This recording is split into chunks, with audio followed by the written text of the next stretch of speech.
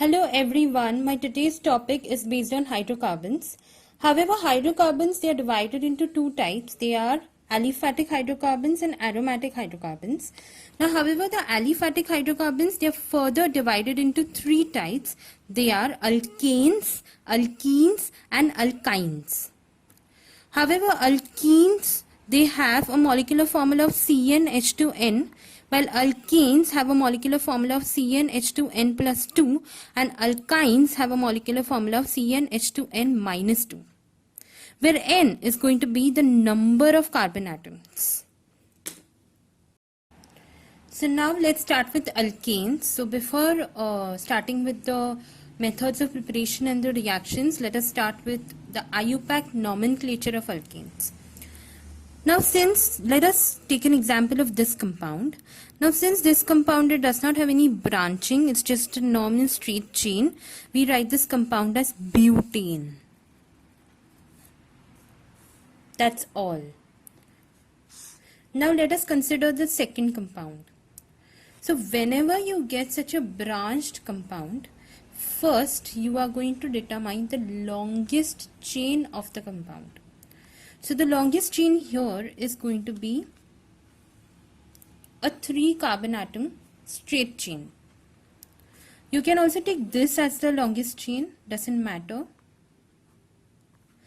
Okay, and now whether we start numbering from this side or this side, this carbon atom is anyway going to get the position 2. So now let's number 1, 2, 3. So definitely at the second position we have a methyl group. So that's why we are going to write it as 2-methyl.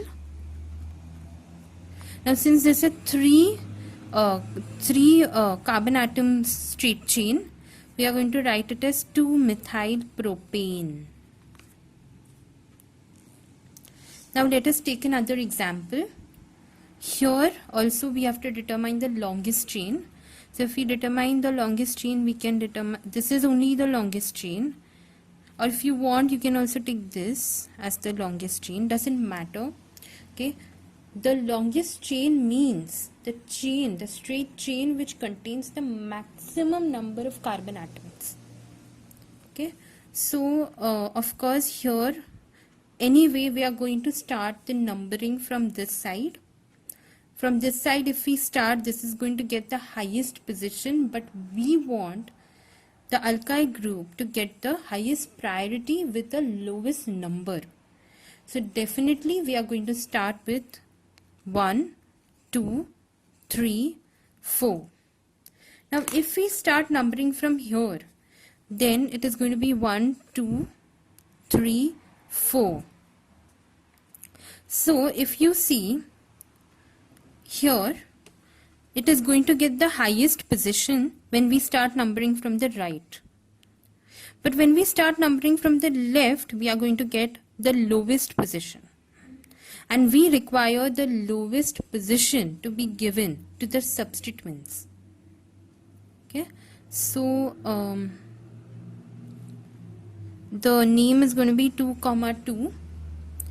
Dimethyl. Okay, since di is used when there are 2 methyl groups present, so dimethyl butane. Now our next example is based on this. So here the longest chain, if we select it like this, this is not the longest chain because it contains only 4 carbon atoms. But if we select this as the longest chain, then it will contain 1, 2, 3, 4, 5 carbon atoms. So that's why we are going to start numbering, whether we are going to start numbering from here or whether we number it from this side. Anyway, this particular carbon atom is going to get the same number. So I'm going to start from here, 1, 2, 3. Okay, so this C2H5, it can be written as CH2, CH3. So that's why this is going to be given 4 and 5. So anyway, this is at the third position. The methyl group is at the third position, and therefore we are going to name it as 3-methyl pentane, because there are number of carbon atoms in the longest chain is 5. Now let's start with the preparation of alkanes. So alkanes, they can however be prepared by the hydrogenation reaction. So mainly the unsaturated compounds, they can be hydrogenated. So if suppose, let us consider one compound, that is an alkene. Now for hydrogenation, definitely we will require hydrogen gas, and the catalyst which is used for this particular reaction is Raney nickel, or we can use platinum or palladium as well. But if we are using Raney nickel, it has to be, the reaction has to be done at elevated temperatures, that is from 200 degrees Celsius to 300 degrees Celsius. That's kind of a very high temperature. Now one hydrogen, it however gets added to this carbon, and the other hydrogen gets added to this carbon, and therefore we get alkane. Now if we are using platinum or palladium, okay, palladium or platinum, then we can carry out the reaction at room temperature, but Raney nickel is more preferred because it's more economical. Now next we go with the reduction of alkyl halides. So the reduction of alkyl halides, we require hydrogen iodide, and the catalyst which is used here is red phosphorus at 425 degrees Celsius in a sealed tube. So now let us consider alkyl iodide, because alkyl iodide is more reactive towards the reduction. Okay, so here the reducing agent which is used is hydrogen iodide, not hydrogen. Okay, so we use hydrogen iodide, that is Hi, in the presence of red phosphorus at 425 Kelvin. So therefore we get an alkene definitely, because this H it goes with the R group, and these two iodine atoms will however be liberated. But this same condition is also used for the reduction of alcohols and aldehydes as well. So if we consider an alcohol and it is reacting with Hi, here we require 2 molecules of Hi. The same condition as that of the alkyl halide, the reduction of alkyl halides, and therefore we get an alkene. Iodine is liberated, and here we get water. We get 1 molecule of water. But if you are talking about aldehydes, okay, aldehydes definitely they have a general structure of RCOH. So here we require 4 molecules of hydrogen iodide under same conditions to give alkene. Iodine is liberated, and ultimately we get 2 molecules of water. So the next reaction, it is Clemmensen's reduction. So now let us consider an aldehyde. Okay, we can consider an aldehyde or a ketone. Okay, so yeah, aldehyde or ketone. Clemmensen's reduction, it takes place in the presence of 4 molecules of nascent hydrogen and in the presence of catalyst zinc amalgam in the concentrated HCl, and that too heat is required for this reaction. So the product is of course going to be an alkane, because there are 4 hydrogens, so 2 hydrogens will get added up with the carbon, while the other 2 will get added up with water, added up with oxygen to give water. Now next is the Wolff-Kishner's reduction. So the difference between Clemmensen's reduction and Wolff-Kishner's reduction is that we require an acidic medium for Clemmensen's reduction. But for the Wolff-Kishner reduction, we require a basic medium.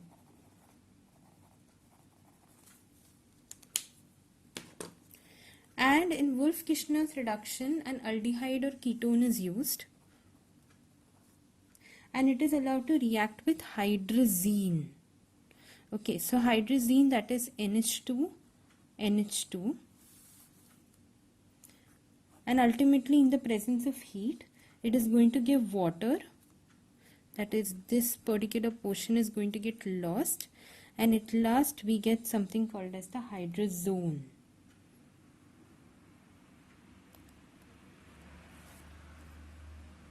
Now this on further reaction with KOH, potassium hydroxide, and ethylene glycol,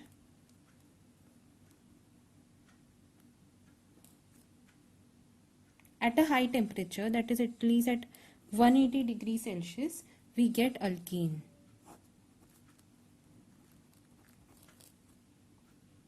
Along with the liberation of nitrogen gas.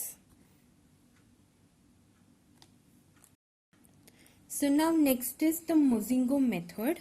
So in the Mozingo method also we will use aldehyde or ketone. But here we are going to react it with 1,2 ethane dithiol. So the structure is going to be, okay, so this is 1,2 ethane dithiol. Now in the presence of a Lewis acid, I am taking BF3 or any other, you can take any other Lewis acid. It will form a dithioketal. That is, it is going to form a cyclic compound, okay, a cyclic ketal. Since if I am taking a ketone, then I am going to get dithioketal. But if I am taking an aldehyde, then definitely it is going to be dithioacetal. Okay, so let us consider that R and R dash, it's a ketone. So here we will have this same thing, only here there is a ring formation which will occur. That is, these two hydrogens and this oxygen are going to come together to give water, while the others, they get joined. So this carbon atom is going to join with the S atom because hydrogen is lost there, and then CH2, CH2, and then this is the dithioketal.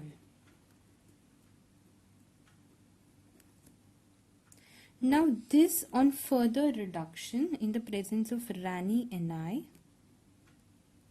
and hydrogen gas will ultimately lead to the formation of an alkene.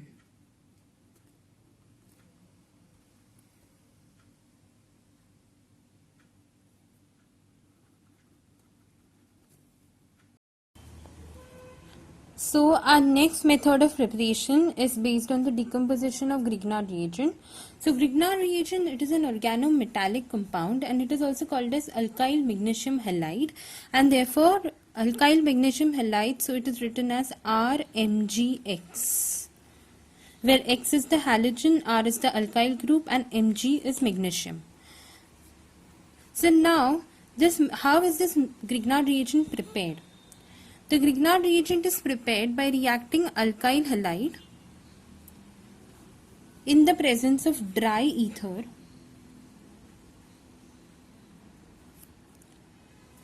and magnesium to give the Grignard reagent. Now the Grignard reagent, it can react with water, it can react with alcohol, it can react with acetylene, also it can react with amine, or it can react with the carboxylic acid to give alkane. So first, how does it react with water? So RMgX will react with HOH, that is represented as water. So of course this H is going to go towards the alkyl group to give RH, that is an alkene, and therefore we are going to get MgXOH. Similarly, if we are talking about alcohol, it is represented by ROH plus the Grignard reagent. So here there is a breakage of the OH bond. Okay, this bond is going to break, and therefore we are going to get RH plus MgX OR. Now when it reacts with acetylene, the Grignard reagent is going to react with HC double bond H, that is acetylene is an alkyne. Okay, so it is also called as ethyne. So definitely one H is going to go towards R to give an alkene, plus MgX C triple bond CH. This is how the product is exactly going to be. Now with amine, the Grignard reagent with RNH2, it is an amine. Amine is represented by RNH2 to give RH, that is an alkene, definitely, because one H is actually going to go towards this this R group, and therefore we are going to get the product as RH MgX NHR.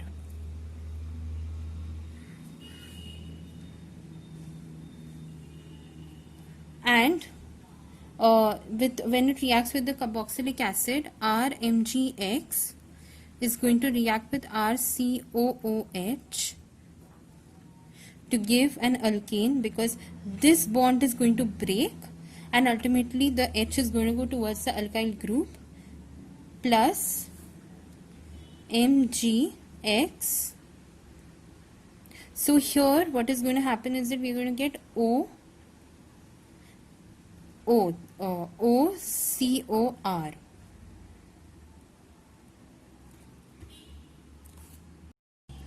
So now our next reaction is the Wurtz reaction.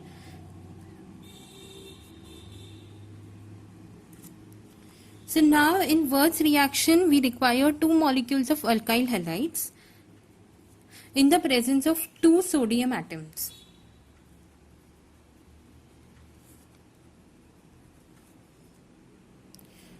So now if you see, in Wurtz reaction, the halogen atom, 2 molecules of sodium atom and 1 halogen atom, all these are going to join together to give 2 molecules of sodium halide. Now what we are left with is R, which is an alkene. Now our next reaction is the Franklin reaction.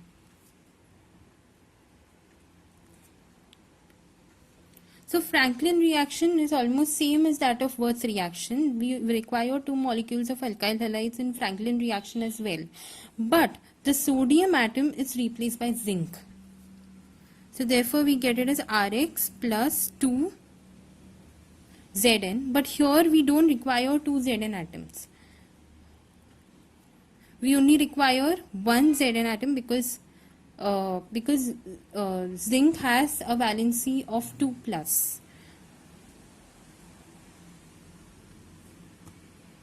So now here if you see,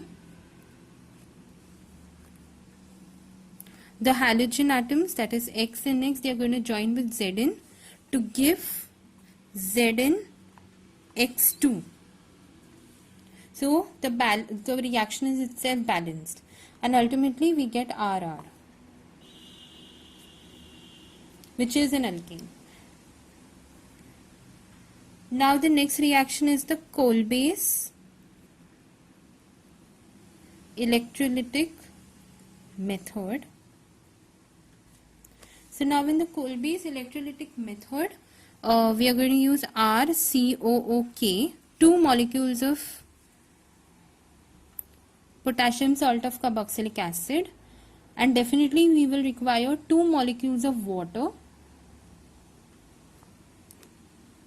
Ultimately, we are going to get these two R molecules, these two R groups, they are going to join together to give RR, that is an alkane.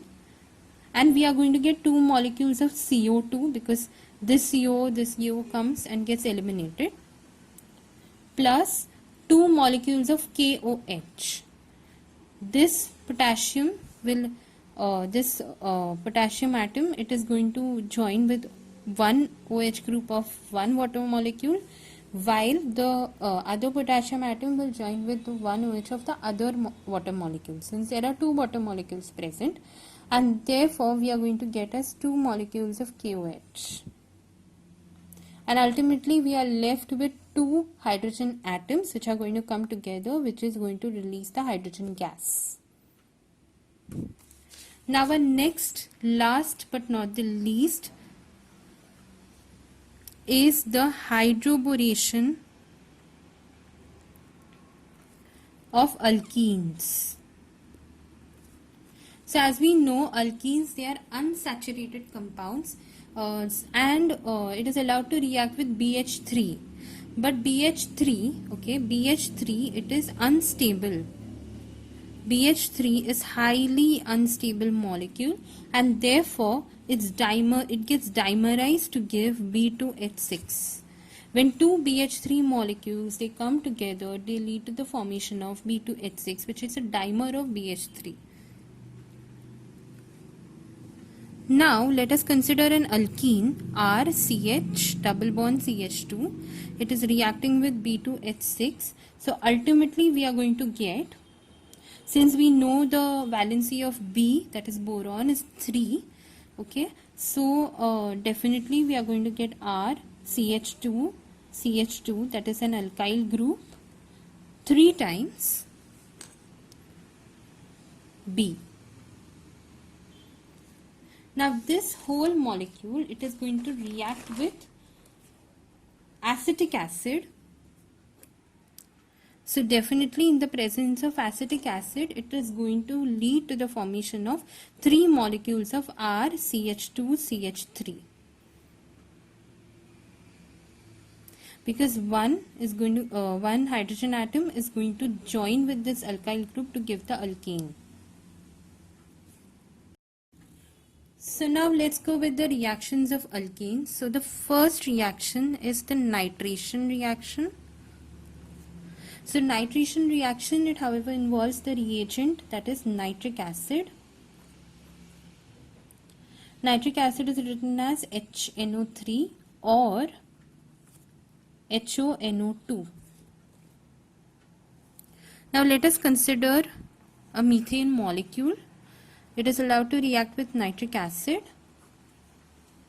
So therefore one hydrogen atom along with OH is going to come together to give water, and we will be left with CH3NO2. That is called as the nitromethane. Now the next reaction is sulfonation reaction. So the sulfonation reaction, it takes place in the presence of the pyrosulfuric acid or the fuming sulfuric acid, or which is also called as the oleum, okay, which is written as H2S2O7. So let us consider an alkane.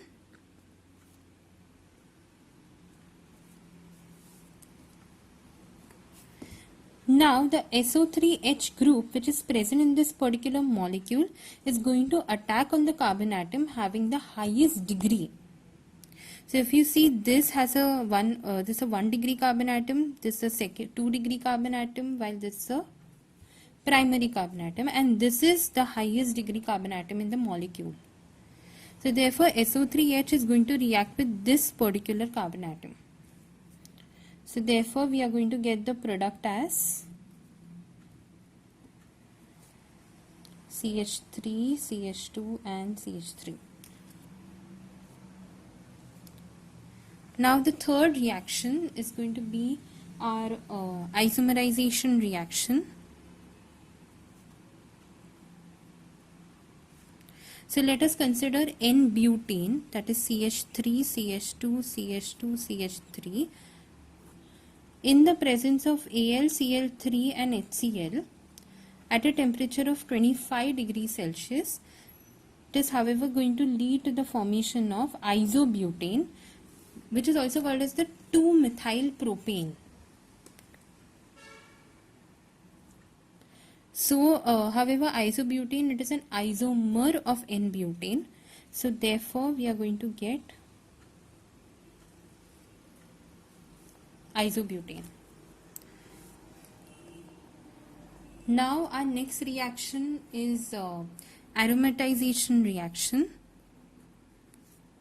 So, the aromatization reaction, it takes place in the presence of CrO3 and alumina at 10 to 20 atmospheric pressure at 773 Kelvin. And we require N-hexane for this reaction. So if we want benzene is the most common aromatic compound. So we are going to draw hexane. Since I require a cyclic structure, I'm going to draw it in a cyclic manner.